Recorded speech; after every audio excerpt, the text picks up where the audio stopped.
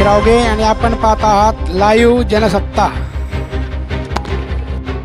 नगरपालिका निवडणुकीसाठी आदर्श आचारसंहितेबाबत निवडणूक निर्णय अधिकारी श्री बबनराव काकडे नमस्कार साहेब, नेमके काय म्हणाले व काय आवाहन केले बघा तर वृत्तांत फक्त लाईव्ह जनसत्तावर। अर्ज दाखल करण्याची प्रक्रिया दिनांक 10 पासून सुरू झालेली आहे।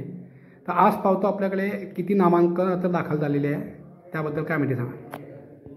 सावदा नगर परिषदेच्या निवडणुकीकरता आजपर्यंत एकूण 4 नामनिर्देशन पत्र या ठिकाणी दाखल झालेले आहेत आणि नामनिर्देशनाची प्रक्रिया सुरू असून 17 तारखेला दुपारी 3 वाजेपर्यंत नामनिर्देशन पत्र या ठिकाणी दाखल करता येणार आहे। 17ला 3 वाजेपर्यंत दुपारी।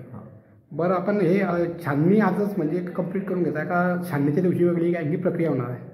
नाही, प्राथमिक तपासणी करणं अपेक्षित आहे आणि त्या पद्धतीनं आपण प्राथमिक तपासणी नामनिर्देशन पत्रांची करून घेतोय। छाननीची प्रक्रिया ही 18 तारखेला स्वतंत्रपणे होईल। स्वतंत्र आणि या व्यतिरिक्त काय अजून माहिती उमेदवारांसाठी वगैरे? एकूण 24 मतदान केंद्र आपल्या निवडणुकीकरता आहेत।